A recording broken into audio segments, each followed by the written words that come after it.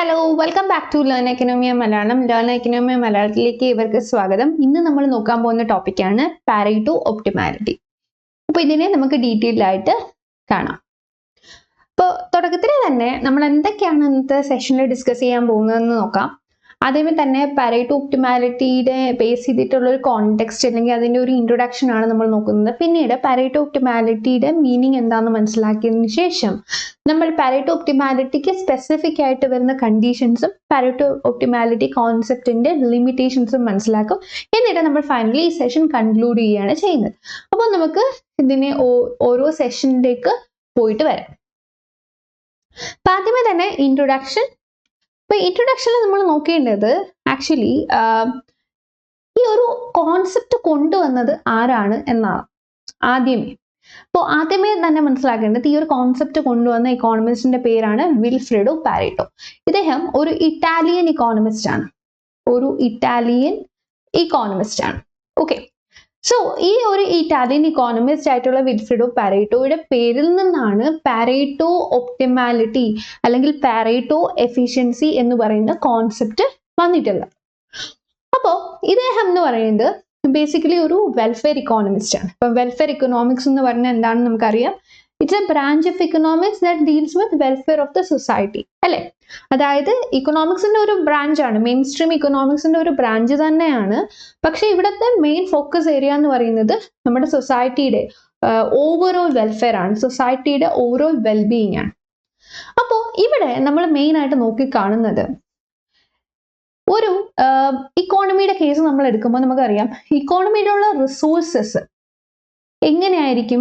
ഈ റിസോഴ്സസ് എന്ന് പറയുന്നത് ലിമിറ്റഡ് ആയിരിക്കും, അല്ലെ?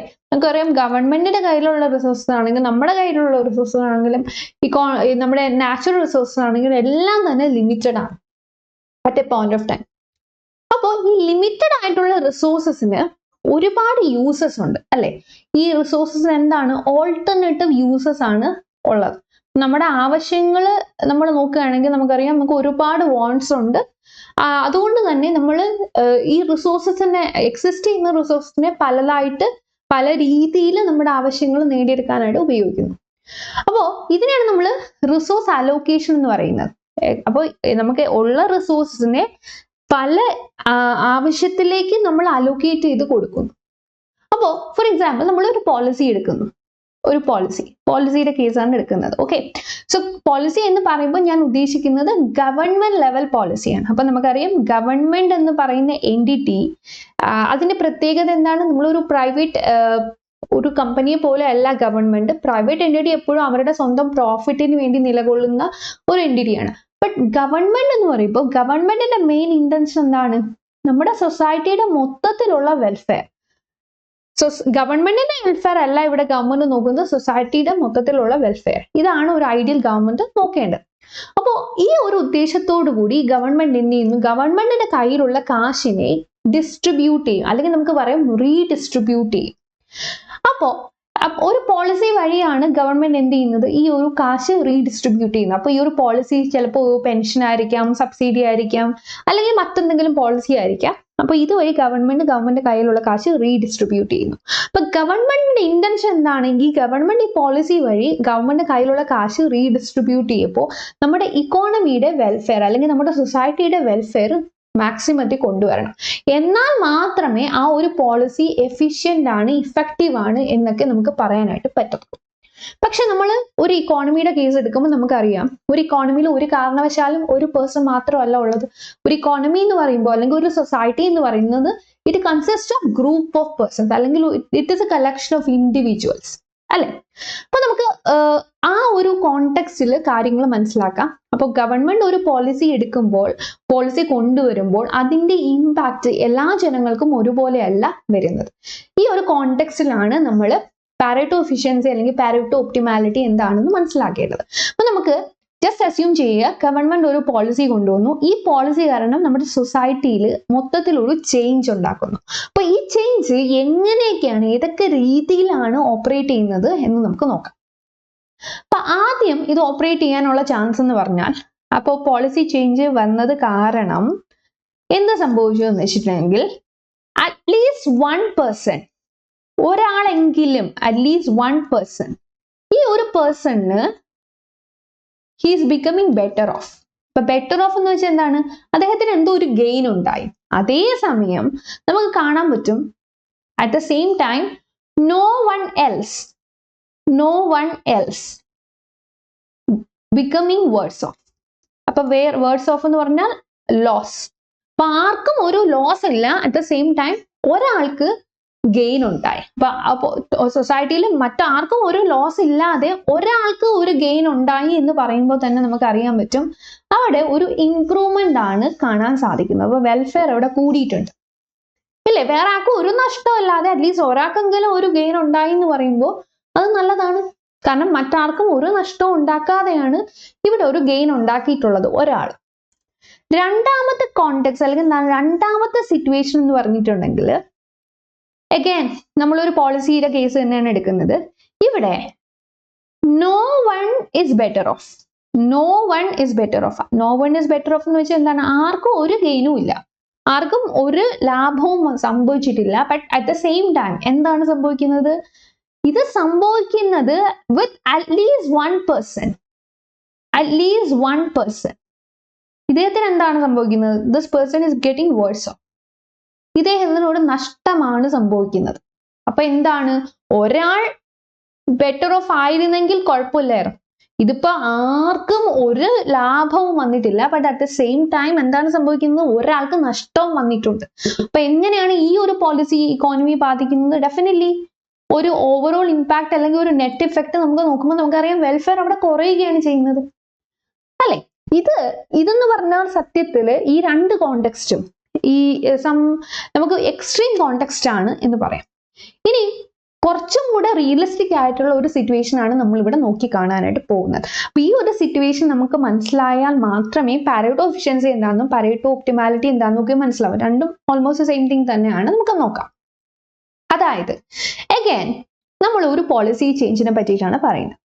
ഓക്കെ, അപ്പൊ ഈ പോളിസി എന്താ ചെയ്യുന്നതെന്ന് വെച്ചിട്ടുണ്ടെങ്കിൽ ഈ പോളിസി കാരണം ഇക്കോണമിയിൽ ഒരു റിസോഴ്സ് റീഡിസ്ട്രിബ്യൂഷൻ സംഭവിക്കുന്നു എന്ന് വിചാരിക്കും. ഫോർ എക്സാമ്പിൾ നമുക്കറിയാം ഗവൺമെന്റിന്റെ പോളിസി എല്ലാം തന്നെ റീഡിസ്ട്രിബ്യൂഷൻ ഓഫ് റിസോഴ്സസ് ആണ്. എന്താണ്?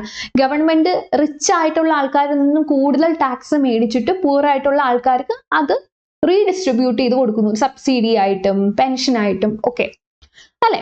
അപ്പൊ ഇവിടെ നമ്മൾ അങ്ങനെ ഒരു പോളിസിയാണ് നമ്മൾ എടുക്കുന്നത്. അപ്പൊ ഈ ഒരു പോളിസി എങ്ങനെയാണ് ഇക്കോണമിയിൽ മാറ്റം ഉണ്ടാക്കുന്നത് അല്ലെങ്കിൽ നമ്മുടെ സൊസൈറ്റിയിൽ മാറ്റം ഉണ്ടാക്കുന്നത് എന്നാണ് നമ്മൾ ഇവിടെ നോക്കുന്നത്. അപ്പോൾ ഈ ഒരു പോളിസി കാരണം ഒരു പെർട്ടിക്കുലർ സിറ്റുവേഷൻ ഇവിടെ ക്രിയേറ്റ് ചെയ്യപ്പെടുന്നുണ്ട്. അപ്പൊ എന്താണ് ഈ ഒരു സിറ്റുവേഷന്റെ അവസ്ഥ? നമുക്ക് നോക്കാം. ഈ ഒരു സിറ്റുവേഷൻ അനുസരിച്ചിട്ട് it is impossible to make anyone better off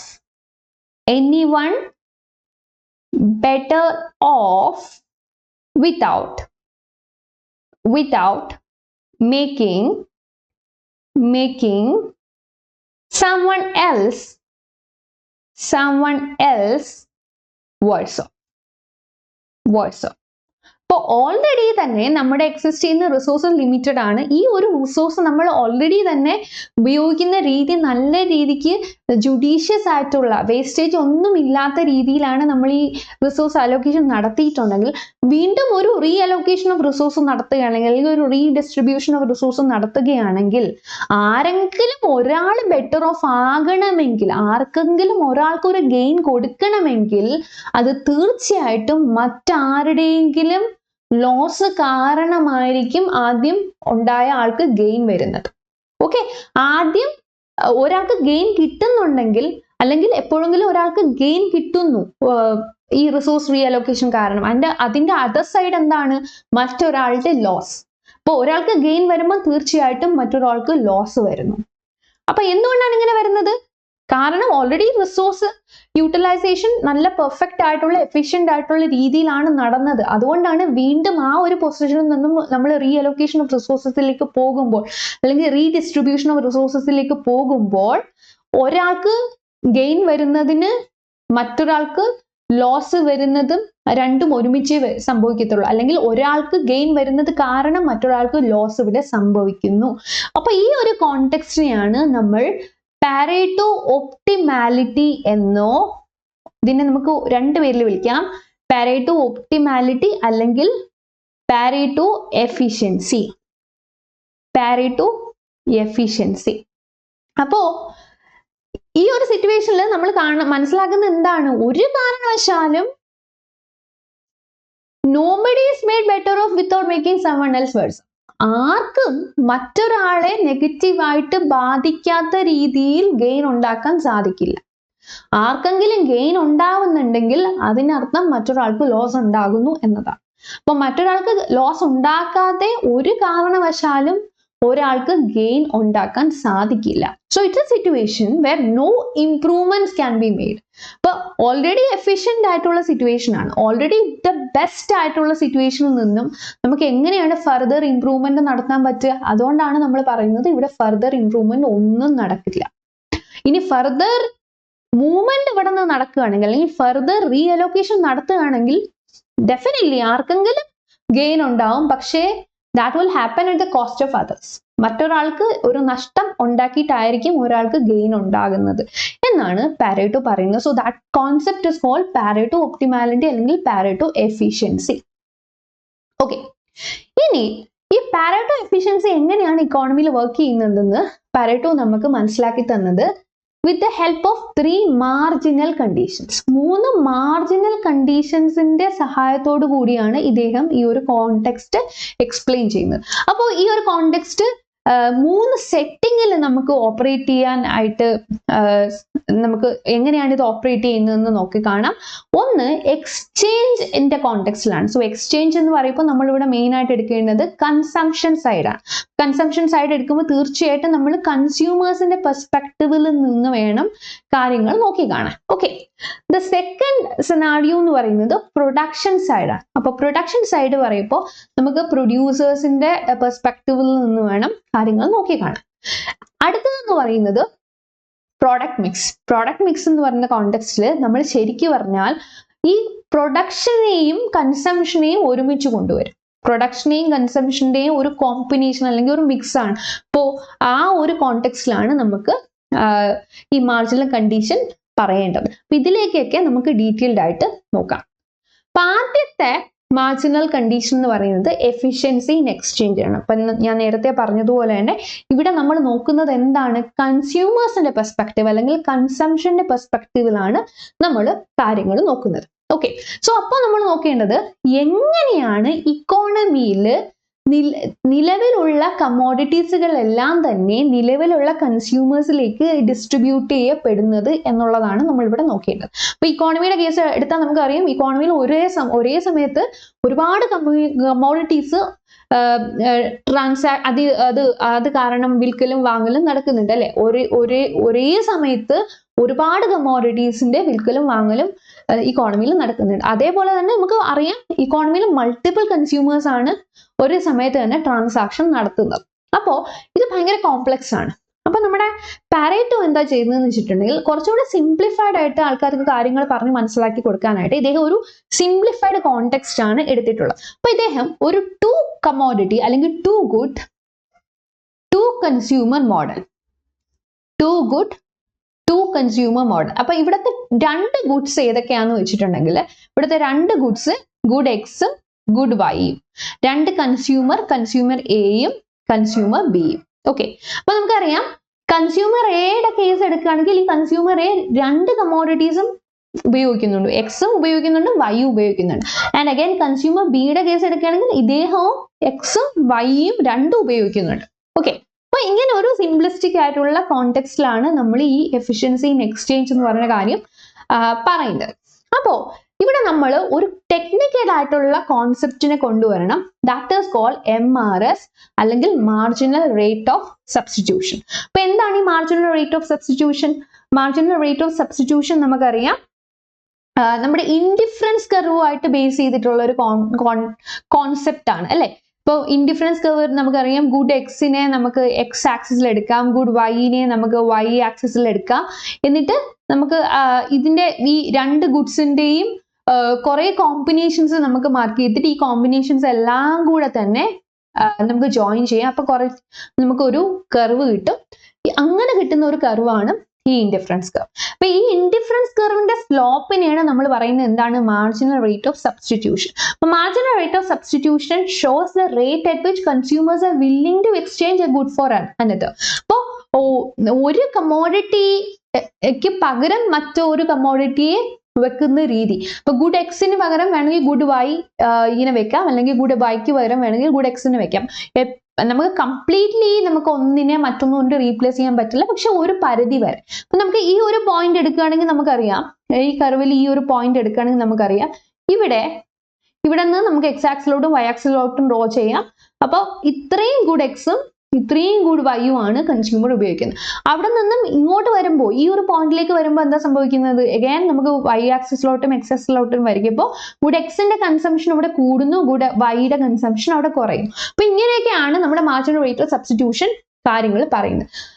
ഈ marginal rate of substitution between X and Y, അല്ലെങ്കിൽ എക്സിന്റെയും വൈന്റെയും കേസ് എടുക്കുമ്പോൾ മാർജിനൽ റേറ്റ് ഓഫ് സബ്സ്റ്റിറ്റ്യൂഷൻ നമുക്ക് കൺസ്യൂമർ എക്കും കൺസ്യൂമർ ബിക്കും സംഭവിക്കുന്നുണ്ട് അല്ലെ? കാരണം കൺസ്യൂമർ എയും ഗുഡ് എക്സും വൈയും കൺസ്യൂം ചെയ്യുന്നുണ്ട്, അതേപോലെ കൺസ്യൂമർ ബിയും ഗുഡ് എക്സും വൈയും കൺസ്യൂം ചെയ്യും. അപ്പൊ ഇത് ഈ ഒരു കോണ്ടെക്സ്റ്റിൽ നമുക്ക് ഈ എഫിഷ്യൻസി ഇൻ എക്സ്ചേഞ്ചിനെ ബേസ് ചെയ്തിട്ടുള്ള മാർജിനൽ കണ്ടീഷൻ എങ്ങനെയാണ് എന്ന് നോക്കാം. അപ്പൊ നമ്മുടെ പാരേറ്റോ പറയുന്നത് marginal rate of substitution between good x and good y for consumer A, this should be equal to marginal rate of substitution between good x and good y for consumer B. ഇപ്പൊ രണ്ട് കൺസ്യൂമേഴ്സും രണ്ട് ഗുഡ്സും എടുക്കുന്ന ഈ ഒരു കോണ്ടെക്സ്റ്റില് consumer എന്റെ marginal rate of substitution between good X and good വൈയും consumer ബിയുടെ marginal rate of substitution between good X and good വൈയും ഈക്വൽ ആണ്.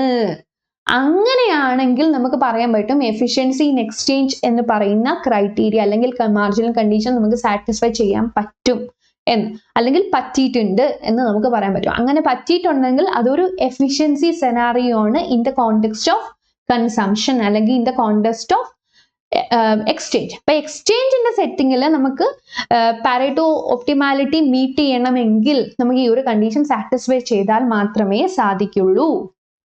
ഇതിനെ നമുക്കൊരു ഡയഗ്രമാറ്റിക് പെർസ്പെക്റ്റീവിൽ നോക്കാം. അപ്പൊ ഈ ഡയഗ്രമാറ്റിക് പെർസ്പെക്റ്റീവിൽ നോക്കണമെങ്കിൽ അതിനായിട്ട് നമുക്കൊരു ടൂൾ വേണം അല്ലെ? അപ്പൊ പാരേറ്റോ ഇതിനു വേണ്ടി ഉപയോഗിച്ച ടൂളാണ് എഡ്ജ്വർത്ത് ബോക്സ് ഡയഗ്രാം.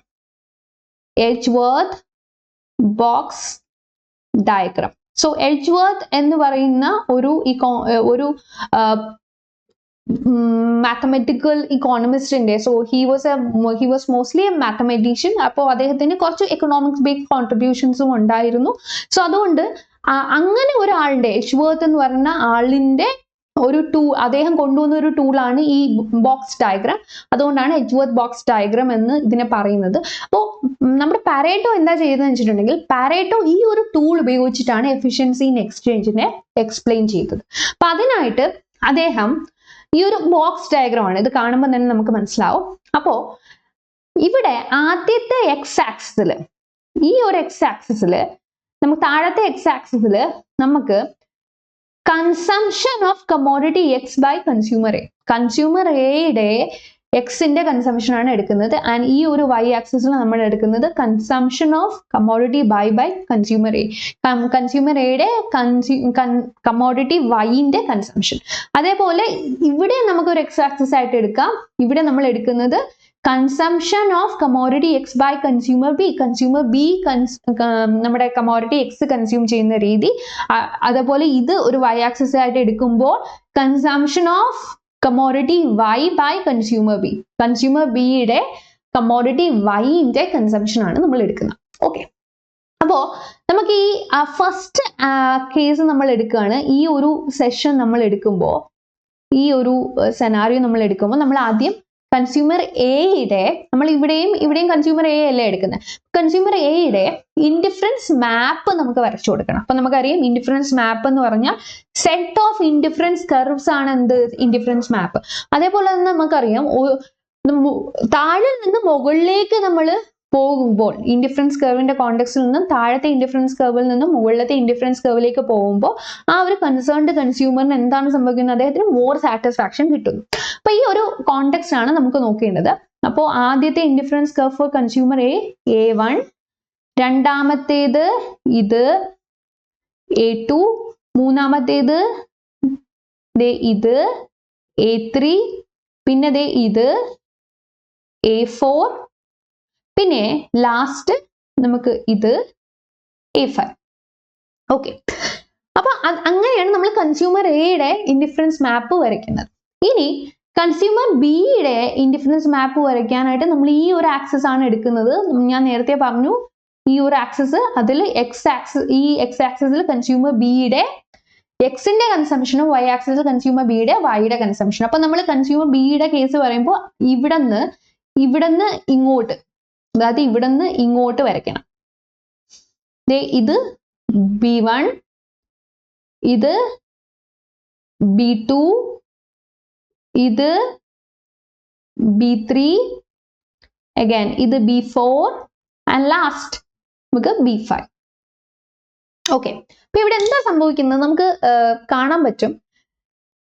ഇവിടെ ഈ ഒരു പോയിന്റ് എടുക്കാം നിങ്ങൾക്ക്, ഈ ഒരു പോയിന്റ് എടുക്കാം നിങ്ങൾക്ക്, ഈ ഒരു പോയിന്റ് എടുക്കാം, ഈ ഒരു പോയിന്റ് എടുക്കാം, ഈ ഒരു പോയിന്റ്.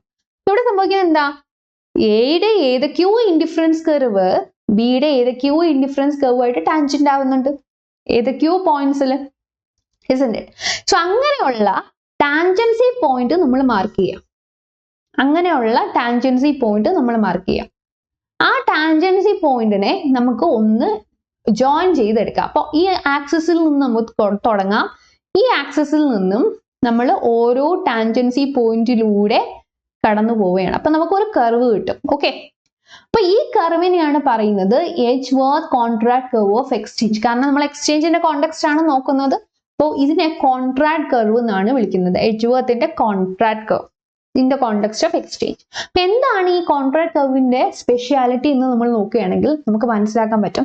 ഈ കോൺട്രാക്ട് കർവിലുള്ള എല്ലാ പോയിന്റ്സും പാരേറ്റോ എഫിഷ്യന്റ് പോയിന്റ് ആണ്, അല്ലെങ്കിൽ പാരേറ്റോ ഒപ്റ്റിമൽ പോയിന്റ് ആണ്. ഇതാണ് നമ്മളൊന്ന് നോക്കി മനസ്സിലാക്കാനായിട്ട് പോകുന്നത്. എങ്ങനെയാണ് ഇതിനെ പാരേറ്റോ എഫിഷ്യന്റ് പോയിന്റ് അല്ലെങ്കിൽ പാരേറ്റോ ഒപ്റ്റിമൽ പോയിന്റ് എന്ന് വിളിക്കുന്നത് എന്ന് നമുക്ക് നോക്കാം. ഓക്കെ, അപ്പൊ അതിനായിട്ട് ആദ്യം ഈ കർവിന്റെ ഈ കോൺട്രാക്ട് കർവിന്റെ പുറത്തുള്ള ഒരു പോയിന്റ് എടുക്കാം. അപ്പൊ ഇതൊക്കെയാണ് ഈ കർവിലുള്ള പോയിന്റ്, C, D, B, അതൊക്കെയാണ് ഈ കർവിലുള്ള പോയിന്റ്. കർവിന്റെ പുറത്തുള്ള ഒരു പോയിന്റ് ഞാൻ Z എടുക്കുകയാണ്. Okay, Z. ഇപ്പൊ Z-ന് എന്താണ് സംഭവിക്കുന്നത്? Z എന്ന് പറയുമ്പോൾ ഏതൊക്കെ ഇൻഡിഫറൻസ് കർവുകളുടെ ഇന്റർസെക്ഷൻ ആണ് അവിടെ വരുന്നത്, ഏതൊക്കെ ഇൻഡിഫറൻസ് കർവ് ആണ് ഈ Z കൂടെ പാസ് ചെയ്ത് പോകുന്നത്, ജസ്റ്റ് നമുക്ക് നോക്കാം. ഇപ്പൊ എയുടെ കേസ് എടുക്കുകയാണെങ്കിൽ ഈ ഒരു കർവ് A3, ഇപ്പൊ എ എന്ന് പറയുന്ന കൺസ്യൂമർ A3 എന്ന് പറയുന്ന ഇൻഡിഫറൻസ് കർവിലാണ്. And what about B? ബിയുടെ കേസ് എന്താണ്? ബിയുടെ കേസ് നമുക്ക് പറയുമ്പോൾ ഈ ഒരു പോയിന്റ് അല്ല, ഇതല്ല ഇന്റർസെക്ഷൻ പോയിന്റ്, ഈ ഒരു പോയിന്റ് കൂടെ കടന്നു പോകുന്നത് B2 എന്ന് പറയുന്ന കർവ്. അപ്പൊ എ എന്ന് പറയുന്ന A3, ബി എന്ന് പറയുന്ന B2. ഇനി നമുക്ക് നോക്കേണ്ടത് ഈ Z എന്ന് പറയുന്ന പോയിന്റിൽ നിന്നും നമ്മൾ വേറെ ഏതെങ്കിലും ഒരു പോയിന്റിലോട്ട് മൂവ് ചെയ്യുമ്പോൾ എന്താണ് സംഭവിക്കുന്നത്? അപ്പോൾ നമ്മൾ എന്ത് ചെയ്യുന്നു? Z എന്ന് പറയുന്ന പോയിന്റിൽ നിന്നും നമ്മുടെ കോൺട്രാക്ട് കർവിലുള്ള ഏതെങ്കിലും ഒരു പോയിന്റിലേക്ക് വരാം. അപ്പൊ എ എന്ന് പറഞ്ഞ ഈ പോയിന്റ് നമുക്ക് എടുക്കാം. Okay, A. അപ്പൊ എന്താണ് സംഭവിക്കുന്നത് നോക്കാം. അപ്പൊ എയില് ശരിക്കും നമ്മുടെ ബി എന്ന് പറയുന്നത് ഈ B3-ലാണ്. ബി എന്ന് പറയുന്നത് B3. And what is happening to A? A എന്ന് പറയുന്നത് ഈ ഒരു പോയിന്റില് A3 ആണ്. ഇപ്പൊ എന്താണ് സംഭവിക്കുന്നത്? Z-ൽ നിന്നും എയിലോട്ട് മൂവ് ചെയ്യുമ്പോൾ എ എന്ന് പറയുന്ന കൺസ്യൂമറിന് മാറ്റമൊന്നുമില്ല, നോ ചേഞ്ച്. രണ്ട് സമയത്തും A3 എന്ന് പറയുന്ന ഇൻഡിഫറൻസ് കർവിൽ തന്നെയാണ് നിൽക്കുന്നത്. പക്ഷെ ബിക്ക് എന്താ സംഭവിക്കുന്നത്? B is moving to a higher indifference curve. B2 എന്ന് പറയുന്ന ഇൻഡിഫറൻസ് കർവിൽ നിന്നും മുകളിലുള്ള B3 എന്ന് പറയുന്ന ഇൻഡിഫറൻസ് കർവിലേക്ക് മൂവ് ചെയ്യാണ് ആര്?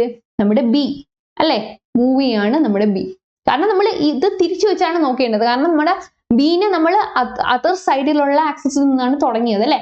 അപ്പോ B3 ആണ് ഹയർ ഇൻഡിഫറൻസ് കർവ് ഇവിടെ. അങ്ങനെ വരപ്പോ ഇതിനെ നമുക്ക് പറയാൻ പറ്റും എ അൺഅഫക്റ്റഡ് ആയിട്ട് നിൽക്കുന്നു, പക്ഷെ ബിക്ക് ഒരു ഇംപ്രൂവ്മെന്റ് വന്നതുകൊണ്ട് തന്നെ നമുക്ക് പറയാൻ പറ്റും movement from Z to A നെ നമുക്ക് പാരേറ്റോ ഇംപ്രൂവ്മെന്റ് എന്ന് വിളിക്കാം. Pareto improvement.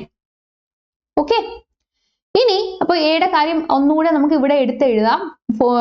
നമ്മൾ വേറെ ഒരു കമ്പാരിസണിലേക്ക് പോവാണ്. എ എന്ന് പറഞ്ഞ പോയിന്റിൽ കൺസ്യൂമർ A3 കൺസ്യൂമർ B3യിലാണ്. ഇനി എ എന്ന് പറയുന്ന പോയിന്റിൽ നിന്നും നമ്മൾ ബി എന്ന് പറയുന്ന പോയിന്റിലേക്ക് പോകുമ്പോൾ എന്താണ് സംഭവിക്കുന്നത്? അപ്പൊ എ എന്ന് പറയുന്ന പോയിന്റിൽ കൺസ്യൂമർ A3യിലും കൺസ്യൂമർ B3യിലും. അപ്പൊ ബി എന്ന് പറയുന്ന പോയിന്റിൽ സംഭവിക്കുന്ന കാര്യം നമുക്ക് നോക്കാം. കൺസ്യൂമർ എ എന്ന് പറയുന്നത് ഹയർ ഇൻഡിഫറൻസ് കർവ് ആയിട്ടുള്ള A4 ക്ലൈംബ് ചെയ്തിട്ടുണ്ട് അല്ലെ. ഇനി അടുത്ത കൺസ്യൂമർ ബിക്ക് എന്താണ് സംഭവിക്കുന്നത്? കൺസ്യൂമർ ബി ഇവിടെ B2 എന്ന് പറയുന്ന ഇൻഡിഫറൻസ് കർവിലോട്ട് താഴ്ന്നു വന്നിട്ടുണ്ട്.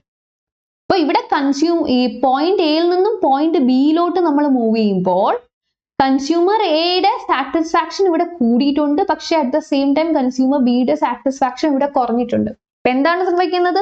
അപ്പൊ നേരത്തെ നമ്മൾ പറഞ്ഞ ആ ഒരു സെനാറിയോ നമ്മൾ പറഞ്ഞു, ഈ കോൺട്രാക്ട് കർവിലെ എല്ലാ പോയിന്റ്സും എഫിഷ്യന്റ് പോയിന്റ് ആണ്. ഈ ഒരു എഫിഷ്യന്റ് പോയിന്റിൽ നിന്ന് മറ്റേ എഫിഷ്യന്റ് പോയിന്റിലോട്ട് നമ്മൾ വരുമ്പോൾ ഒരാളുടെ വെൽഫെയർ കൂടുന്നു, അതിന്റെ അർത്ഥം ഓട്ടോമാറ്റിക്കലി മറ്റേ വെൽഫെയർ കുറയുന്നു എന്നാണ്. ഇവിടെ എയുടെ വെൽഫെയർ കൂടുന്നു, കാരണം A3 നിന്നും A4 മൂവ് ചെയ്തിട്ടുണ്ട്, പക്ഷേ ബിയുടെ വെൽഫെയർ കുറയുന്നു. At the same time B3 നിന്ന് നമ്മൾ B2 കുറഞ്ഞാണ് വരുന്നത്.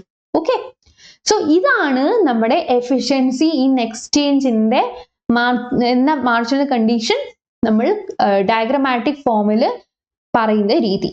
ഓക്കെ, ഇനി അടുത്ത് നമുക്ക് എഫിഷ്യൻസി ഇൻ പ്രൊഡക്ഷനിലേക്ക് വരാം. എഫിഷ്യൻസി ഇൻ പ്രൊഡക്ഷനിലേക്ക് വരുമ്പോൾ നമുക്ക് മനസ്സിലാക്കേണ്ടത് ആരാണ് പ്രൊഡക്ഷൻ നടത്തുന്നത്? നമ്മൾ പ്രൊഡ്യൂസേഴ്സ് ആണ് പ്രൊഡക്ഷൻ നടത്തുന്നത്. അപ്പൊ ഈ പ്രൊഡ്യൂസേഴ്സ് പ്രൊഡക്ഷൻ നടത്താനായിട്ട് അവർക്ക് എന്ത് വേണം? ഇൻപുട്സ് വേണം. അപ്പൊ ഇവിടെ നമ്മളൊരു 2 കമോഡിറ്റി മോഡലാണ് എടുക്കുന്നത്. കാരണം നമുക്കറിയാം യഥാർത്ഥത്തിൽ ഇക്കോണമിയിൽ ഒരുപാട് കമോഡിറ്റീസ് പ്രൊഡ്യൂസ് ചെയ്യപ്പെടുന്നുണ്ട്, ഒരുപാട് പ്രൊഡ്യൂസേഴ്സ് ഉണ്ട്, അതേപോലെ ഒരുപാട് ഇൻപുട്സും നമ്മൾ യൂസ് ചെയ്യുന്നുണ്ട്, ഫാക്ടേഴ്സ് ഓഫ് പ്രൊഡക്ഷനും യൂസ് ചെയ്യുന്നുണ്ട്. അപ്പൊ ഇതിൽ നിന്നും ഒരു സിംപ്ലിഫൈഡ് വേർഷനിലേക്കാണ് നമ്മൾ കാര്യങ്ങൾ ആ ഒരു രീതിയിലാണ് കാര്യങ്ങൾ നമ്മൾ മനസ്സിലാക്കാനായിട്ട് ശ്രമിക്കുന്നത്. അപ്പൊ നമ്മൾ ഇവിടെ എടുക്കുന്ന ഗുഡ്സ് നേരത്തെ എടുത്ത അതേ ഗുഡ്സ് തന്നെയാണ് എക്സും വൈയും. ഇവിടെ എടുക്കുന്ന ഇൻപുട്സ് അല്ലെങ്കിൽ ഫാക്ടേഴ്സ് ഏതൊക്കെയാണ്? 2 ഫാക്ടേഴ്സ് ആണ്, ലേബറും ക്യാപിറ്റലും. അപ്പൊ നമ്മൾ നേരത്തെ പറഞ്ഞ പോലെ കമോഡിറ്റി എക്സിന്റെ പ്രൊഡക്ഷനിലും നമുക്ക് ലേബറും വേണം, ക്യാപിറ്റലും വേണം. അതേപോലെ കമോഡിറ്റി വൈന്റെ പ്രൊഡക്ഷനിലും ലേബറും വേണം, ക്യാപിറ്റലും വേണം. ഓക്കെ, ഇനി നമ്മളിവിടെ വേറൊരു ടെക്നിക്കൽ വേർഡിനെ കൊണ്ടുവരുന്നുണ്ട്, അതാണ് MRTS. എന്താണ് MRTS? എന്താണെന്ന് മനസ്സിലാക്കുന്നതിന് മുമ്പേ നമ്മൾ ഐസോകോണ്ട് എന്ന് പറയുന്ന ഒരു കോണ്ടെക്സ്റ്റ് നമ്മൾ മനസ്സിലാക്കണം. എന്താണ് ഐസോകോണ്ട്? ഈക്വൽ പ്രൊഡക്ഷൻ കർവ് അല്ലെങ്കിൽ ഈക്വൽ പ്രോഡക്റ്റ് കർവ് എന്നൊക്കെ നമ്മൾ വിളിക്കും. അപ്പൊ ഇവിടെ നമുക്ക് ലേബറിനെ ഇവിടെ നമ്മൾ ക്യാപിറ്റലിനെ എടുക്കുമ്പോൾ നമുക്ക് ഗുഡ്സിന്റെ പ്രൊഡക്ഷൻ എമൗണ്ട് നമുക്ക് ഇവിടെ കിട്ടും. ഇതിനെ നമുക്ക് IQ1 എന്നും ഇവിടെ IQ2 എന്നും ഒക്കെ നമുക്ക് വിളിക്കാൻ പറ്റും. ഡിഫറെന്റ് കോമ്പിനേഷൻ ഓഫ് ക്യാപിറ്റലും ലേബറും നമ്മൾ യൂസ് ചെയ്യുമ്പോൾ കിട്ടുന്ന ഔട്ട്പുട്ട് ലെവലാണ് നമ്മൾ ഈ IQ1ൽ നമുക്ക് കാണാൻ പറ്റുന്ന. IQ1ന്റെ ഓരോ പോയിന്റ്സിലും different combination of capital and labour ആണ്. അപ്പൊ ഈ ഒരു പോയിന്റിൽ എന്താണ്? നമ്മൾ ഇത്രയും ക്യാപിറ്റലും ഇത്രയും ലേബറും എടുക്കുന്നു. ഈ ഒരു പോയിന്റിൽ നമ്മൾ നമുക്ക് കൂടുതൽ ലേബറും കുറച്ച് ക്യാപിറ്റലും നമുക്ക് മതി. അപ്പോൾ ഹയർ ആൻഡ് ഹയർ ഐസോകോണ്ടിലേക്ക് നമ്മൾ പോകുമ്പോൾ നമുക്ക് മനസ്സിലാക്കാൻ പറ്റുന്നത് നമ്മൾ കൂടുതൽ നമുക്ക് ഔട്ട്പുട്ട് പ്രൊഡ്യൂസ് ചെയ്യാൻ പറ്റും എന്നുള്ളതാണ്. അപ്പൊ ഈ ഐസോകോണ്ടിന്റെ സ്ലോപ്പിനെയാണ് നമ്മൾ marginal rate of technical substitution എന്ന് വിളിക്കുന്നത്. അതായത് rate at which one input can be substituted for another maintaining same output. അപ്പൊ ഒരു ഐസോകോണ്ടിന്റെ കേസ് എടുക്കുകയാണെങ്കിൽ ഒരു ഇൻപുട്ടിനെ മറ്റേ ഇൻപുട്ട് വെച്ചിട്ട് ലേബറിനെ ക്യാപിറ്റൽ വെച്ചിട്ടോ ക്യാപിറ്റലിനെ ലേബർ വെച്ചിട്ടോ സബ്സ്റ്റിറ്റ്യൂട്ട് ചെയ്തിട്ട് നമ്മൾ same level of output produce ചെയ്യുന്ന ഒരു രീതിയാണ് നമ്മളിവിടെ നോക്കുന്നത്. ഓക്കെ, സോ ഇവിടെ നമ്മൾ എടുക്കുന്ന ഈ ഒരു കോണ്ടെക്സ്റ്റിൽ എങ്ങനെയാണ് MRTSുമായിട്ട് നമുക്ക് മുന്നോട്ട് പോകാൻ പറ്റുന്നതെന്ന് നോക്കാം. അപ്പോൾ ഇവിടുത്തെ marginal efficiency condition in production അല്ലെങ്കിൽ marginal condition with respect to production എന്ന് പറയുമ്പോൾ MRTS, marginal rate of technical substitution between labour and capital for the production of X. Commodity X produce ചെയ്യാൻ വേണ്ടിയിട്ടുള്ള marginal rate of technical substitution between labour and ക്യാപിറ്റലും അതേപോലെ MRTS for Y, and this is between again labor and capital. Marginal rate of technical substitution എന്തിന് y produce ചെയ്യാൻ വേണ്ടിയിട്ടുള്ള marginal rate of technical substitution between labour and capital. ഇത് രണ്ടും equal ആണെങ്കിൽ നമുക്ക് പറയാൻ പറ്റും എന്താണ് നമ്മൾ എഫിഷ്യൻസി ഇൻ പ്രൊഡക്ഷനും അറ്റൈൻ ചെയ്തിട്ടുണ്ട് എന്നുള്ളത്. എഗൈൻ ഇവിടെയും നമുക്ക് നമ്മുടെ എഡ്ജ്വർത്ത് കോൺട്രാക്ട് കർവ് യൂസ് ചെയ്ത കാര്യങ്ങൾ പറയാം. അപ്പൊ ഇതിനായിട്ട് നമ്മൾ ചെയ്യേണ്ടത്, നമ്മൾ നേരത്തെ പറഞ്ഞു കമോഡിറ്റി എക്സ് പ്രൊഡ്യൂസ് ചെയ്യാനും ലേബറും ക്യാപിറ്റലും വേണം, കമോഡിറ്റി വൈ പ്രൊഡ്യൂസ് ചെയ്യാനും ലേബറും ക്യാപിറ്റലും വേണം. അപ്പൊ ഇവിടെ നമ്മൾ ഐസോകോണിന്റെ കേസിലാണ് കാര്യങ്ങൾ പറയുന്നത്. ഇപ്പോൾ നമുക്ക് ഐസോകോൺ മാപ്പ് ആണ് വേണ്ടത്. അപ്പൊ എക്സിന്റെ ഐസോകോൺ മാപ്പും വേണം, വൈന്റെ ഐസോകോൺ മാപ്പും വേണം. അപ്പൊ ഈ ആദ്യത്തെ എക്സ് ആക്സിസിൽ നമ്മൾ labour for production of X produce ചെയ്യാനുള്ള ലേബറും അതേപോലെ തന്നെ എക്സ് പ്രൊഡ്യൂസ് ചെയ്യാനുള്ള ക്യാപിറ്റലുമാണ് ഇവിടുത്തെ വൈ ആക്സിസിൽ എടുക്കുന്നത്. ഓക്കെ, എക്സ് പ്രൊഡ്യൂസ് ചെയ്യാനുള്ള ലേബറും എക്സ് പ്രൊഡ്യൂസ് ചെയ്യാനുള്ള ക്യാപിറ്റൽ. ഇനി ഇവിടെ ഈ എക്സ് ആക്സിൽ നമ്മൾ എടുക്കുന്നത് വൈ പ്രൊഡ്യൂസ് ചെയ്യാനുള്ള ലേബറും അതേപോലെ തന്നെ വൈ പ്രൊഡ്യൂസ് ചെയ്യാനുള്ള ക്യാപിറ്റൽ. ഓക്കെ, അപ്പൊ നേരത്തെ എടുത്ത പോലെ തന്നെ ഇപ്പൊ ആദ്യത്തെ നമുക്ക് ഈ ഐസോകോൺ മാപ്പ് എക്സിന്റെ കേസിൽ നമുക്ക് നോക്കാം. ഇപ്പോ x1 ഐസോകോൺ map ഐസോകോണ്ട് of first ഐസോകോണ്ട് of എക്സിന്റെ പ്രൊഡക്ഷന് വേണ്ടിയിട്ടുള്ള ആദ്യത്തെ ഐസോകോണ്ട് ആയിട്ടുള്ള x1, രണ്ടാമത്തെ ഐസോകോണ്ട് ആയിട്ടുള്ള x2, മൂന്നാമത്തെ ഐസോകോണ്ട് ആയിട്ടുള്ള x3, നാലാമത്തെ ഐസോകോണ്ട് ആയിട്ടുള്ള x4, അടുത്തത് ഇത് x5. അപ്പോ അടുത്ത നമുക്കിപ്പോ വൈൻ്റെ കേസ് എടുക്കുമ്പോൾ നമ്മൾ അടുത്ത ഡയറക്ഷനിൽ നിന്ന് തുടങ്ങണം എന്ന് പറഞ്ഞു. കാരണം നമ്മൾ കുറച്ച് തിരിച്ചാണ് ഇട്ടേക്കുന്നത്, വൈൻ്റെ ഐസോകോണ്ട് തിരിച്ചാണ് ഇട്ടേക്കുന്നത്. അപ്പോൾ ഇത് y1, ഇത് y2 അല്ലെ, ഇത് y2 again, ഇത് y3, ഇത് y4 and ഇത് y5. അപ്പൊ നേരത്തെ പറഞ്ഞതുപോലെ തന്നെ ആ ഒരു കണക്ഷൻ അതേപോലെ മെയിൻറ്റെയിൻ ചെയ്ത് നമുക്ക് ഇവിടെയും പറയാൻ പറ്റും. The only difference is that ഇവിടെ നമ്മൾ പ്രൊഡക്ഷന്റെ കേസാണ് പറയുന്നത്, അവിടെ നമ്മൾ കൺസംഷൻ ആയിരുന്നു പറഞ്ഞു, അവിടെ നമ്മൾ ഇൻഡിഫറൻസ് കർവാണ് എടുത്തത്, ഇവിടെ നമ്മൾ ഐസോകോണ്ടാണ് എടുക്കുന്നത്. ഓക്കെ, അപ്പൊ ഇവിടെ അഗൈൻ നമുക്ക് ഇവിടെ കാണാൻ പറ്റും ഈ പോയിന്റ്സുകളിൽ എക്സിന്റെ ഏതൊക്കെയോ ഐസോകോണ്ട് വൈയുടെ ഏതൊക്കെയോ ഐസോകോണ്ടുമായിട്ട് ടാൻജൻസി പോയിന്റ് ഷെയർ ചെയ്യുന്നു. അപ്പൊ ഈ പോയിന്റ്സിനെയൊക്കെ തന്നെ നമുക്ക് ജോയിൻ ചെയ്യണം. അപ്പൊ നമുക്ക് ഈ ഒറിജിനിൽ നിന്ന് തുടങ്ങാം. ഈ ഒറിജിനിൽ നിന്ന് തുടങ്ങി നമ്മൾ ഈ കൺസേൺഡ് ആയിട്ടുള്ള മാർക്ക് ചെയ്ത ഈ പോയിന്റ്സിൽ കൂടെ പോകുന്നു, എന്നിട്ട് അടുത്ത ഒറിജിനിൽ നമ്മൾ നമ്മുടെ കർവിനെ നിർത്തുന്നു. അപ്പൊ എന്താണ് സംഭവിക്കുന്നത്?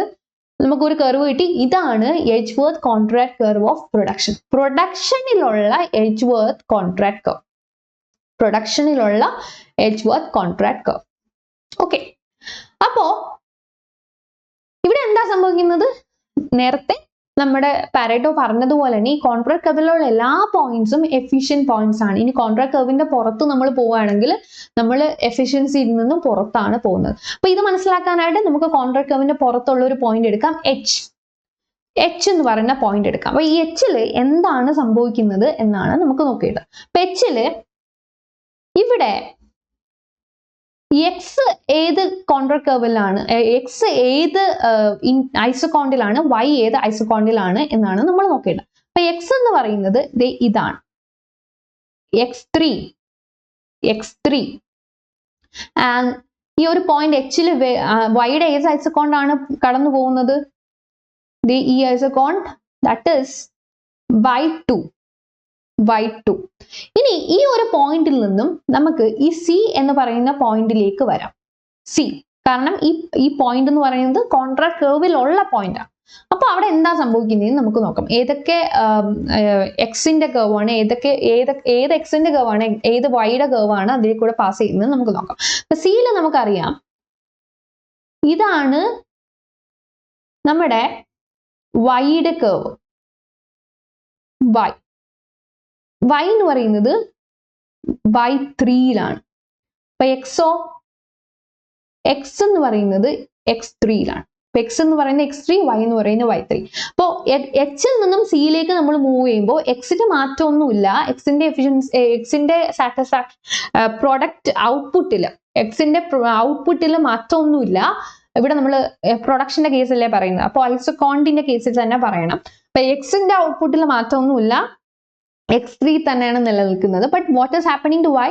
വൈയുടെ ഔട്ട്പുട്ട് ഇൻക്രീസ് ചെയ്യുന്നുണ്ട്, y2 നിന്നും y3യിലേക്ക് വരുന്നുണ്ട്. കാരണം നമ്മൾ ഹയർ ആൻഡ് ഹയർ ഐസോകോണ്ടിലേക്ക് പോകുമ്പോൾ എന്താ സംഭവിക്കുന്നത്? നമ്മുടെ ഔട്ട്പുട്ട് കൂടുന്നുണ്ട് അല്ലെ, ഔട്ട്പുട്ട് കൂടുന്നുണ്ട്. അപ്പോൾ ഇവിടെ വൈക്ക് കൂടുതൽ ഔട്ട്പുട്ട് പ്രൊഡ്യൂസ് ചെയ്യാൻ പറ്റുന്നു. അപ്പൊ അത് ഒരു കാരണവശാലും എക്സിനെ നെഗറ്റീവായിട്ട് ബാധിച്ചുകൊണ്ടല്ല നടക്കുന്നത്. അപ്പൊ അതുകൊണ്ട് തന്നെ നമുക്ക് പറയാൻ പറ്റും ഇത് ഒരു പാരേറ്റോ ഇംപ്രൂവ്മെന്റ് ആണ്. പാരേറ്റോ ഇംപ്രൂവ്മെന്റ് ആണ്. Movement from H to C, എച്ചിൽ നിന്നും സിയിലേക്കുള്ള മൂവ്മെന്റിനെ പാരേറ്റോ ഇംപ്രൂവ്മെന്റ് എന്ന് പറയാൻ പറ്റും. കാരണം ഒരാളെ നെഗറ്റീവായിട്ട് ബാധിക്കാതെ മറ്റേ ആൾക്ക് എന്തെങ്കിലും ലാഭം കിട്ടുന്ന ഒരവസ്ഥയാണ് നമ്മൾ ഇവിടെ എടുക്കുന്നത് അല്ലെ. നേരത്തെ എടുത്തതുപോലെ തന്നെ നമുക്ക് ഈ സിയുടെ കാര്യം അതേപോലെ എഴുതാം. x3ലും y3ലും. ഓക്കെ, ഈ സിയിൽ നിന്നും, സി എന്ന് പറയുന്ന കോൺട്രാക്ട് കർവിലെ ഒരു പോയിന്റ് ആണ്. ഈ സിയിൽ നിന്നും നമ്മൾ ഡിയിലേക്ക് മൂവ് ചെയ്യുന്നു, കോൺട്രാക്ട് കർവിലെ വേറൊരു പോയിന്റിലേക്ക് മൂവ് ചെയ്യുന്നു. എന്താണ് അവിടെ സംഭവിക്കുന്നത്? എക്സിന്റെ ടേംസിലും വൈയുടെ ടേംസിലും നമുക്ക് നോക്കാം. അപ്പോ ഡി എന്ന് പറയുന്ന പോയിന്റിൽ എക്സ് എന്ന് പറയുന്നത് ഒരു ഹയർ ഐസോകോണ്ടിലേക്ക് ക്ലൈംബ് ചെയ്യുകയാണ്. എക്സ് എന്ന് പറയുന്നത് x4 ആവുന്നുണ്ട്. ആൻഡ് വൈക്ക് എന്താ സംഭവിക്കുന്നത്? വൈ ഒരു ലോവർ കോൺട്രാക്ട് കർവിലേക്ക് വരെയാണ് ഇവിടെ ചെയ്യുന്നത്. അപ്പൊ വൈക്ക് എന്താ സംഭവിക്കുന്നത്? y2യിലേക്ക് വരുന്നുണ്ട്, y2. അപ്പൊ എന്താ സംഭവിക്കുന്നത്? എക്സിന്റെ പ്രൊഡക്ഷൻ അവിടെ കൂടുന്നു, വൈന്റെ പ്രൊഡക്ഷൻ അവിടെ കുറയുന്നു. എക്സിന്റെ പ്രൊഡക്ഷൻ കൂടുന്നു, വൈയുടെ പ്രൊഡക്ഷൻ കുറയുന്നു. ഇത് രണ്ടും സൈമൾട്ടേനിയസ് ആയിട്ട് സംഭവിക്കുന്ന കേസാണ് അല്ലെ. അപ്പൊ അതുകൊണ്ട് തന്നെ നമുക്ക് പറയാൻ പറ്റുന്ന ഒരു കാര്യം, ഇത് പാരേറ്റോ എഫിഷ്യന്റ് പോയിന്റ്സ് ആണ്. ഈ കോൺട്രാക്ട് കർവിലെ എല്ലാ പോയിന്റ്സും. ഇവിടെ എക്സിന്റെ പ്രൊഡക്ഷൻ കൂട്ടണമെങ്കിൽ വൈയുടെ പ്രൊഡക്ഷൻ കുറച്ചാൽ മാത്രമേ സാധിക്കുള്ളൂ. കാരണം നമ്മൾ സിയിൽ നിന്നും ഡിയിലേക്കാണ് മൂവ് ചെയ്യുന്നത്. അപ്പോൾ ഡിയിൽ നിന്നും സിയിലേക്ക് മൂവ് ചെയ്യണമെങ്കിൽ തിരിച്ചും വരും അല്ലെ. ഡിയിൽ നിന്നും സിയിലേക്ക് മൂവ് ചെയ്യുകയാണെങ്കിൽ എക്സിനാണ് അവിടെ ലോസ് സംഭവിക്കുന്നത്, വൈക്ക് അവിടെ ഗെയിൻ ആണ് സംഭവിക്കുന്നത്. അപ്പോൾ ഒരാളുടെ ഗെയിൻ മറ്റൊരാളുടെ ലോസിൽ കൊണ്ടെത്തിച്ചിരിക്കുന്ന ഒരവസ്ഥയാണ് എന്താണ്? ഈ കോൺട്രാക്ട് കർവിലെ ഡിഫറെന്റ് പോയിന്റ്സ്. ഈ കോൺട്രാക്ട് കർവിലെ ഡിഫറെന്റ് പോയിന്റ്സ് ഒന്നിൽ നിന്ന് മറ്റൊന്നിലേക്ക് നമ്മൾ പോകുമ്പോൾ ഒരാൾക്ക് ലോസ്, മറ്റൊരാൾക്ക് ഗെയിൻ, അങ്ങനെയാണ് സംഭവിക്കുന്നത്. ഇതാണ് efficiency in production context. Okay, അടുത്തത് മൂന്നാമത്തെ മാർജിനൽ കണ്ടീഷൻ നമുക്കുള്ളത് എഫിഷ്യൻസി ഇൻ പ്രോഡക്റ്റ് മിക്സ്. അപ്പൊ ഇവിടെ ഞാൻ നേരത്തെ പറഞ്ഞതുപോലെ നമ്മൾ കൺസംഷനെയും പ്രൊഡക്ഷനെയും ഒരുമിച്ച് കൊണ്ടുവരേണ്ട ഒരു അവസ്ഥ, അന്തരീക്ഷമാണ് സൃഷ്ടിക്കപ്പെടുന്നത്. അപ്പൊ നമ്മുടെ ഔട്ട്പുട്ടിന്റെ കോമ്പോസിഷൻ എങ്ങനെയാണ് എന്ന് നോക്കാം. അപ്പൊ ഇവിടെ നമ്മൾ ഉപയോഗിക്കുന്ന ഒരു ടെക്നിക്കൽ കോൺസെപ്റ്റ് ആണ് MRPT. അപ്പൊ എന്താണ് ഈ MRPT? Marginal rate of product transformation എന്നാണ് നമ്മൾ ഇതിനെ വിളിക്കുന്നത്. Marginal rate of product transformation. എന്താണ് ഈ marginal rate of product transformation? അതായത് rate at which a good can be transformed into another good. അപ്പൊ നമുക്കിവിടെ രണ്ട് ഗുഡാണുള്ളത്, എക്സും വൈയും. അപ്പൊ എക്സിനെ എങ്ങനെ വൈയിലോട്ട് മാറ്റാനും വൈനെ എങ്ങനെ എക്സിലോട്ട് മാറ്റാനും പറ്റും. അപ്പൊ അതെങ്ങനെയാണ് ചെയ്യാൻ പറ്റുന്നത്? അപ്പൊ എക്സ് പ്രൊഡ്യൂസ് ചെയ്യുന്ന ഒരാളും വൈ പ്രൊഡ്യൂസ് ചെയ്യുന്ന ഒരാളും ആണ് നമ്മുടെ ഇക്കോണമിയിൽ, ഈ ഒരു ഹൈപ്പോതെറ്റിക്കൽ സിംപ്ലിഫൈഡ് ഇക്കോണമിയിൽ ഉള്ളത്. അപ്പൊ എക്സ് പ്രൊഡ്യൂസ് ചെയ്യാനും വൈ പ്രൊഡ്യൂസ് ചെയ്യാനും സെയിം റിസോഴ്സസ് ആണ് നമുക്ക് വേണ്ടത്, ലേബറും ക്യാപിറ്റലും. അപ്പൊ either നമുക്ക് എക്സ് മാത്രം പ്രൊഡ്യൂസ് ചെയ്യാം, അല്ലെങ്കിൽ വൈ മാത്രം പ്രൊഡ്യൂസ് ചെയ്യാം, അല്ലെങ്കിൽ എക്സിന്റെ പ്രൊഡക്ഷൻ കുറച്ചുകൊണ്ട് വൈയുടെ പ്രൊഡക്ഷൻ കൂട്ടാം, അല്ലെങ്കിൽ വൈയുടെ പ്രൊഡക്ഷൻ കുറച്ചുകൊണ്ട് എക്സിന്റെ പ്രൊഡക്ഷൻ കൂട്ടാം, ആണല്ലോ. അപ്പോ ഇവിടെ marginal rate of product transformation between any two commodities should be equal to the marginal rate of substitution between the same goods. അപ്പൊ നമുക്കറിയാം എക്സും വൈയും ആണ് നമുക്ക് ഇവിടെ ഉള്ള കമ്മോഡിറ്റീസ്. അപ്പോ marginal rate of product transformation between X and Y, ഇതും marginal rate of substitution between X and വൈയും ഈക്വൽ ആയിരിക്കണം. അതാണ് നമ്മൾ ഇവിടെ പറയുന്നത്. അപ്പോൾ ഇവിടുത്തെ കണ്ടീഷൻ എന്ന് പറയുമ്പോൾ നമുക്ക് നേരത്തെ അറിയാം, നമ്മൾ എഫിഷ്യൻസി ഇൻ എക്സ്ചേഞ്ച് പറഞ്ഞതനുസരിച്ച് marginal rate of substitution between x and y for A should be equal to marginal rate of substitution between x and y for B. അല്ലേ? അപ്പോൾ നമുക്ക് ഇങ്ങനെ എഴുതാം, marginal rate of product transformation between x and y. ഇതും marginal rate of substitution between x and y യും equal ആവണം. ഇതാണ് നമ്മുടെ കണ്ടീഷൻ. അപ്പോൾ നമുക്ക് പറയാൻ പാടില്ലേ marginal rate of product transformation between X and വൈയും marginal rate of substitution between x and y for a. ഇതും marginal rate of substitution for x and y for b യും സെയിം ആണെന്ന്. കാരണം ഇത് marginal rate of substitution between x and y എന്ന് പറയുന്നത് എക്സിനും Y നമ്മുടെ consumers ആയിട്ടുള്ള എക്കും ബിക്കും ഒരുപോലെ നടക്കുന്നത് കൊണ്ട് തന്നെ ഇവ രണ്ടുമാണ് നമ്മുടെ സൊസൈറ്റിയിലെ രണ്ട് ആൾക്കാർ. ആരൊക്കെയാണ്? എയും ബിയും. കൺസ്യൂമേഴ്സ്, രണ്ട് കൺസ്യൂമേഴ്സ് എയും ബിയും. നമ്മുടെ ഹൈപ്പോത്തറ്റിക്കൽ സൊസൈറ്റിയിൽ രണ്ട് കൺസ്യൂമേഴ്സ് എയും ബിയും. അപ്പൊ അവർക്ക് രണ്ടുപേർക്കും ഒരേ കാര്യമാണ് നടക്കുന്നതെങ്കിൽ നമുക്ക് ഇത് തന്നെയാണ് ഇത് എന്നും പറയാമല്ലോ. ഓക്കെ, സോ ഇത് കോമയാണ്, ഇത് കോമയാണ്. ഓക്കെ, അപ്പോ ഈ ഒരു കണ്ടീഷൻ കൂടി നമ്മൾ സാറ്റിസ്ഫൈ ചെയ്തിട്ടുണ്ടെങ്കിൽ നമുക്ക് പറയാൻ പറ്റും നമ്മുടെ പാരേറ്റോ എഫിഷ്യൻസിയുടെ 3 കണ്ടീഷൻസും സാറ്റിസ്ഫൈ ചെയ്തിട്ടുണ്ട്. അപ്പോൾ മൂന്നാമത്തെ കണ്ടീഷന്റെ ഡയഗ്രമാറ്റിക് എക്സ്പ്ലനേഷനോടാണ് നമ്മൾ ഇനി പോകുന്നത്. അതിന് നമ്മൾ ഉപയോഗിക്കുന്ന ഒരു കോണ്ടെക്സ്റ്റ് ഗുഡ് എക്സ് ആക്സിസിലും ഗുഡ് വൈ ആക്സിസിലും എടുക്കുന്നു. എന്നിട്ട് നമുക്ക് ഇൻഡിഫറൻസ് മാപ്പ് വേണം. അപ്പൊ ഈ I1 എന്ന് പറയുന്നത് IC1 ഇൻഡിഫറൻസ് കർവ് 1ഉം I2 എന്ന് പറയുന്നത് IC2 ഇൻഡിഫറൻസ് കർവ് 2 ആണ്. ഓക്കെ, അപ്പൊ നമുക്കറിയാം higher indifference curve more satisfaction ആണ് തരുന്നത്. അപ്പൊ അതുകൊണ്ട് തന്നെ ഈ പോയിന്റ് എ എന്ന് പറയുന്നത് ഇൻഎഫിഷ്യന്റ് പോയിന്റ് ആണ്. കാരണം ഇത് ലോവർ ഇൻഡിഫറൻസ് കർവിലാണ് നിൽക്കുന്നത്. അപ്പൊ നമുക്ക് ഇക്വിലിബ്രിയം പോയിന്റിനെ കൊണ്ടുവരാനായിട്ട് വേറൊരു കർവിന്റെ ആവശ്യം കൂടി ഉണ്ട്. അതാണ് ഈ കർവ് P1. അപ്പൊ P1 ആണ് നമ്മുടെ പ്രൊഡക്ഷൻ പോസിബിലിറ്റി ഫ്രോണ്ടിയർ അല്ലെങ്കിൽ നമ്മുടെ PPF.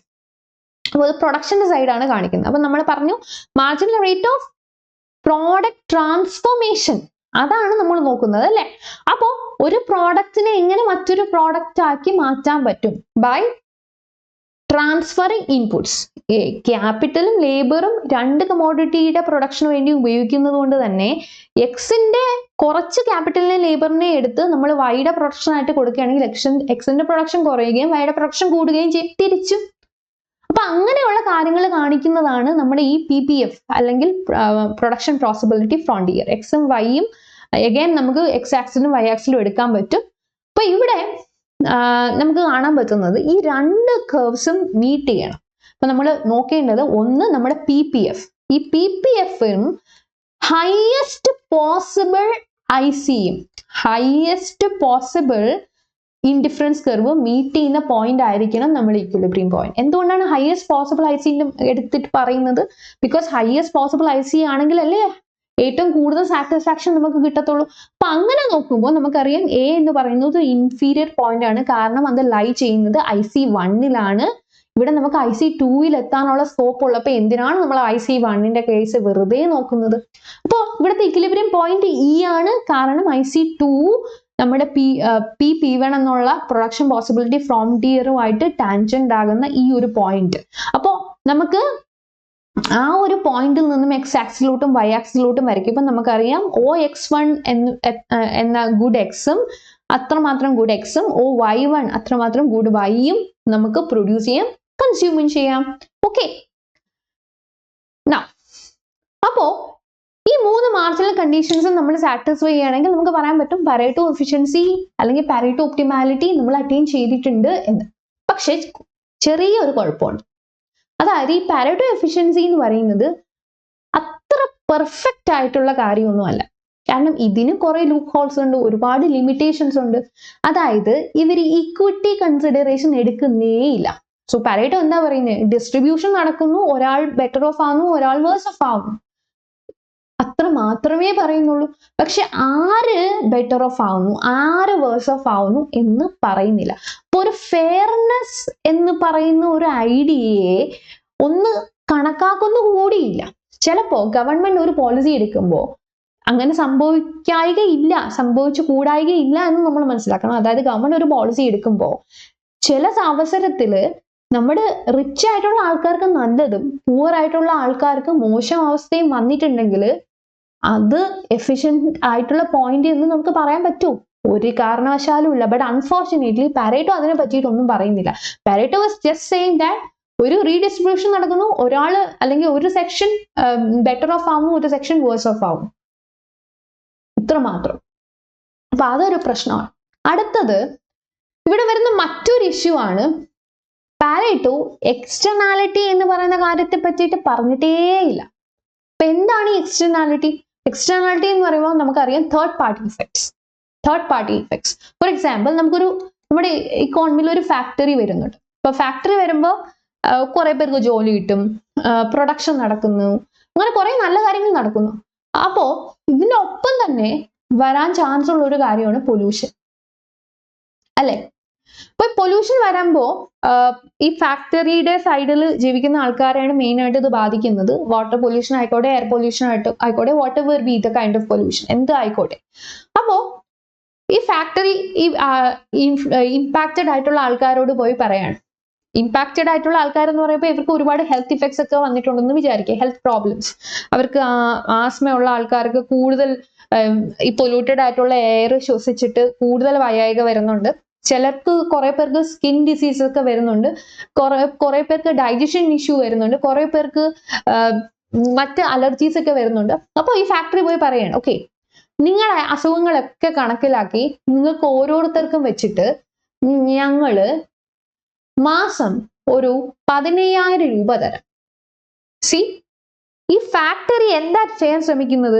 ഇവരെ കോമ്പൻസേറ്റ് ചെയ്യാൻ ശ്രമിക്കുകയാണ്. ഇവർക്ക് ഉണ്ടായ പ്രശ്നത്തിന് ഒരു കോമ്പൻസേഷൻ കൊടുക്കാൻ ശ്രമിക്കുകയാണ്. അപ്പൊ ചില അവസരത്തിൽ ചിലർ കിടപ്പിലായിട്ട് അവർക്ക് ശ്വാസം എടുക്കാൻ പോലും പറ്റുന്നില്ല. അപ്പൊ ഈ ശ്വാസവും, അതായത് നമ്മൾ എടുക്കുന്ന നമുക്ക് ഈ എക്സലേഷനും ഇൻഹലേഷനും ഇല്ലാതെ നമുക്ക് ജീവിക്കാൻ പറ്റത്തില്ല. അപ്പൊ ആ ഒരു അവസ്ഥ, എങ്ങാനും നമുക്ക് ശ്വാസം നേരെ എടുക്കാൻ പറ്റാത്ത അവസ്ഥ, ഇപ്പൊ ആസ്മ പോലുള്ള ഡിസീസ് ഒക്കെ ഉള്ളവർക്ക് അതിന്റെ ബുദ്ധിമുട്ട് മനസ്സിലാക്കാം. അവർക്ക് ഇൻഹേലർ ഇല്ലാണ്ട് അവർ അനുഭവിക്കുന്ന സഫക്കേഷൻ അവർക്കറിയാൻ പറ്റും. ഒരു കാരണവശാലും ഈ 15,000 രൂപ വെച്ച് അത് കോമ്പൻസേറ്റ് ചെയ്യാൻ പറ്റില്ല, ഒരു കാരണവശാലും പറ്റില്ല. അതേപോലെ ഇപ്പൊ ഏതെങ്കിലും ഫാമിലിയിൽ ഈ ഫാക്ടറി കൊണ്ടുവന്ന പൊല്യൂഷൻ കാരണം ഏതെങ്കിലും ആൾക്കാരുടെ ജീവൻ നഷ്ടപ്പെട്ടിട്ടുണ്ടെങ്കിൽ ആ ഫാമിലിക്ക് ഒരു കാരണവശാലും ഈ 15,000 രൂപ കൊടുത്ത് ഈ ഫാക്ടറിക്ക് കോമ്പൻസേറ്റ് ചെയ്യാൻ സാധിക്കില്ല. കാരണം അതിനപ്പുറമാണ് അവർക്കുണ്ടായ ലോസ്, അല്ലേ? അപ്പൊ അതുകൊണ്ടൊക്കെ തന്നെ ഇതിനെയൊക്കെയാണ് നമ്മൾ എക്സ്റ്റേണാലിറ്റി എന്ന് പറയുന്നത്. നമുക്ക് ഒരാൾ ചെയ്യുന്ന എന്തെങ്കിലും ഒരു കാര്യം വെച്ചുകൊണ്ട് നമുക്ക് ഉണ്ടാകുന്ന ഒരു അനുഭവം, അത് ചിലപ്പോൾ പോസിറ്റീവ് ആയിരിക്കാം, നെഗറ്റീവ് ആയിരിക്കും. ഇവിടെ നമ്മൾ നെഗറ്റീവിൽ ഫോക്കസ് ചെയ്യുന്നത് കാരണം അത് വെൽഫെയർ റിഡക്ഷന് കാരണം ആകും എന്നുള്ളത് കൊണ്ടാണ്. അപ്പോ അങ്ങനെ ഉണ്ടാകുന്ന ഒരു ദുരവസ്ഥയെ പല അവസരത്തിലും നമുക്ക് കാശ് കൊണ്ട് ഈക്വലൈസ് ചെയ്യാൻ പറ്റില്ല. ബട്ട് അൺഫോർച്ചുനേറ്റ്ലി പാരേറ്റോ അതിനെ പറ്റിയിട്ട് ഒന്നും പറഞ്ഞിട്ടില്ല. അതും ഒരു പ്രോബ്ലമാണ് ഈ ഒരു കോൺസെപ്റ്റിന്റെ. അഗൈൻ, അപ്പോൾ നമ്മൾ പാരേറ്റോ ഒപ്റ്റിമാലിറ്റി എന്താണെന്ന് മനസ്സിലാക്കി, ആരാ കൊണ്ടുവന്നതെന്ന് മനസ്സിലാക്കിയിട്ടുണ്ട്, അതിന്റെ മാർജിനൽ കണ്ടീഷൻസ് എന്തൊക്കെയാണെന്ന് മനസ്സിലാക്കിയിട്ടുണ്ട്, അതിന്റെ പ്രോബ്ലംസ് എന്തൊക്കെയാണെന്ന് മനസ്സിലാക്കിയിട്ടുണ്ട്. അപ്പൊ നമുക്ക് നല്ലൊരു ധാരണ പാരേറ്റോ ഒപ്റ്റിമാലിറ്റിനെ പറ്റിയിട്ട് കിട്ടി. ഇനി നമ്മൾ ഈ സെഷൻ കൺക്ലൂഡ് ചെയ്യുമ്പോൾ നമുക്ക് കാണാൻ പറ്റുന്നത്, ഡെഫിനറ്റ്ലി പാരേറ്റോ ഒപ്റ്റിമാലിറ്റിക്ക് ലിമിറ്റേഷൻസ് ഉണ്ടെങ്കിലും അത് ശരിക്കും പറഞ്ഞാൽ നല്ലൊരു ബെഞ്ച് മാർക്കാണ്. നമുക്ക് എഫിഷ്യൻസി ഒന്ന് മനസ്സിലാക്കാനായിട്ട്, ഗവൺമെന്റ് കൊണ്ടുവരുന്ന പോളിസി നല്ലതാണോ ചീത്തയാണോ എന്ന് ജസ്റ്റ് അറ്റ്ലീസ്റ്റ് ഒന്ന് വേഗമായിട്ടെങ്കിലും മനസ്സിലാക്കാനായിട്ട് ഉപയോഗിക്കാൻ പറ്റിയ ഒരു ടൂളാണ് ഈ പാരേറ്റോ ഒപ്റ്റിമാലിറ്റി ക്രൈറ്റീരിയാസ്. ഓക്കെ, പക്ഷേ നമ്മൾ മനസ്സിലാക്കേണ്ട മറ്റൊരു കാര്യം, ഒരു കാരണവശാലും പാരേറ്റോ ഒപ്റ്റിമാലിറ്റി മാത്രം കൊണ്ട് നമുക്ക് പറയാൻ പറ്റില്ല അവിടെ ഒരു വെൽഫെയർ മാക്സിമൈസേഷനിൽ എത്തിയിട്ടുണ്ടെന്നോ, അല്ലെങ്കിൽ നമ്മൾ ഗവൺമെന്റ് കൊണ്ടുവന്ന ഒരു പോളിസി കാരണം വെൽഫെയർ മാക്സിമൈസേഷൻ നടന്നു എന്നോ ഒന്നും പറയാൻ പറ്റത്തില്ല. കാരണം പാരേറ്റോ ഒപ്റ്റിമാലിറ്റി എന്ന് പറയുന്നത് ഒരു കാരണവശാലും പെർഫെക്റ്റ് അല്ല. അപ്പൊ പാരേറ്റോ ഒപ്റ്റിമാലിറ്റി ഉണ്ടെങ്കിൽ നമുക്ക് പറയാൻ പറ്റും, ഓക്കെ, ഒരു പരിധി വരെ എന്തെങ്കിലുമൊക്കെ നടന്നിട്ടുണ്ട്, എന്തെങ്കിലുമൊക്കെ റീ അലോക്കേഷനും പോളിസി ചേഞ്ചും ഒക്കെ നടന്നിട്ടുണ്ട്. പക്ഷെ ഒരു കാരണവശാലും നമുക്ക് പറയാൻ പറ്റില്ല പാരേറ്റോ ഒപ്റ്റിമാലിറ്റി ഉണ്ടായത് കൊണ്ട് അവിടെ മാക്സിമം എഫിഷ്യൻസി വന്നിട്ടുണ്ടെന്ന്. സോ ഒരു കാരണവശാലും അതൊരു സഫിഷ്യന്റ് കണ്ടീഷൻ അല്ല മാക്സിമം എഫിഷ്യൻസി അല്ലെങ്കിൽ മാക്സിമം വെൽഫെയർ സൃഷ്ടിക്കാനായിട്ട്. ഓക്കെ, സോ ഇതുകൊണ്ടൊക്കെ തന്നെ നമ്മൾ എന്ത് ചെയ്യണം എന്ന് വെച്ചിട്ടുണ്ടെങ്കിൽ പാരേറ്റോ ഒപ്റ്റിമാലിറ്റിയുടെ കൂടെ നമ്മൾ കുറച്ച് എത്തിക്കൽ കൺസിഡറേഷൻസും കൂടെ ഒക്കെ എടുക്കണം. കാരണം ഇപ്പൊ പൊല്യൂഷൻ പോലുള്ള കേസൊക്കെ നമ്മുടെ റിയാലിറ്റിയിൽ വരുമ്പോൾ അതിനെ എങ്ങനെ മനസ്സിലാക്കാൻ ശ്രമിക്കണം എന്നുള്ളത്, വെൽഫെയറിസ്റ്റിക് ആസ്പെക്റ്റിൽ അല്ലെങ്കിൽ ആ ഒരു കൺസിഡറേഷന് കൂടി അതിനെ എങ്ങനെ മനസ്സിലാക്കാൻ ശ്രമിക്കണം എന്നൊക്കെ നമുക്ക് കൂടുതൽ അറിയാൻ സാധിക്കുന്നത് കുറച്ച് എത്തിക്കൽ ആസ്പെക്ട്സ്, കുറച്ച് എലമെന്റ്സ് ഓഫ് ഇന്റഗ്രിറ്റി, കുറച്ച് എലമെന്റ്സ് ഓഫ് മൊറാലിറ്റി, ഇതൊക്കെ നമുക്ക് അതിലോട്ട് കണക്ട് ചെയ്യുമ്പോഴാണ് അതിനെ കുറച്ചുകൂടെ റിയലിസ്റ്റിക് ആയിട്ട് കുറച്ചും കൂടെ ഒന്ന് ഡെപ്ത് ആയിട്ട് കാര്യങ്ങൾ മനസ്സിലാക്കാനായിട്ട് സാധിക്കുന്നത്. അപ്പോൾ എന്തുകൊണ്ടും പാരേറ്റോ ഒപ്റ്റിമാലിറ്റി നല്ലതാണെങ്കിൽ കൂടിയും അതിന്റെ ലിമിറ്റേഷൻസ് നമ്മൾ മനസ്സിലാക്കണം. ഈ ഒരു ടൂളിനെ, ഈ ഒരു മെത്തേഡിനെ അല്ലെങ്കിൽ ഈ ഒരു ടൂളിനെ നമ്മൾ മറ്റ് മെത്തേഡ്സും കൂടെ വെച്ച് സപ്ലിമെന്റ് ചെയ്യുകയാണെങ്കിൽ ഡെഫിനറ്റ്ലി അത് വെൽഫെയർ എക്കണോമിക്സിലെ ഒരു വലിയ ഒരു ഇഫക്റ്റീവ് ആയിട്ടുള്ള ഒരു ടൂളായിട്ട് നമുക്ക് ഉപയോഗിക്കാൻ സാധിക്കും എന്നുള്ളതാണ്. സോ അതായിരുന്നു ഇന്നത്തെ സെഷൻ. ഇനി പറയാനുള്ളത്, നിങ്ങൾക്ക് actually learn economy app download ചെയ്യാം. അതുവഴി നിങ്ങൾക്ക് ഒരുപാട് ബെനിഫിറ്റ്സ് കിട്ടും. ഞാൻ ഇതിന്റെ ലിങ്ക് ഡിസ്ക്രിപ്ഷൻ ബോക്സിൽ കൊടുത്തേക്കാം. അപ്പം ഇതുവഴി നിങ്ങൾക്ക് കിട്ടുന്ന ബെനിഫിറ്റ്സ് എന്തൊക്കെയാണെന്ന് വെച്ചിട്ടുണ്ടെങ്കിൽ, നിങ്ങൾക്ക് previous year question papers and answers കിട്ടും, ഫ്രീ സ്റ്റഡി മെറ്റീരിയൽസ് കിട്ടും, ലൈവ് ആൻഡ് റെക്കോർഡ് ക്ലാസ്സസ് കിട്ടും, അതേപോലെ free MCQ based weekly test കിട്ടും. ഓക്കെ, ഇനി അടുത്തത് നിങ്ങൾക്ക് നമ്മുടെ ഫ്രീ ടെലിഗ്രാം കമ്മ്യൂണിറ്റിയിൽ ജോയിൻ ചെയ്യാം. അതിൻ്റെയും ലിങ്ക് ഞാൻ ഡിസ്ക്രിപ്ഷൻ ബോക്സിൽ കൊടുത്തിരിക്കാം. അപ്പം അത്രയേ ഉള്ളൂ. You can like, share and subscribe to our channel for more videos. Thank you for watching.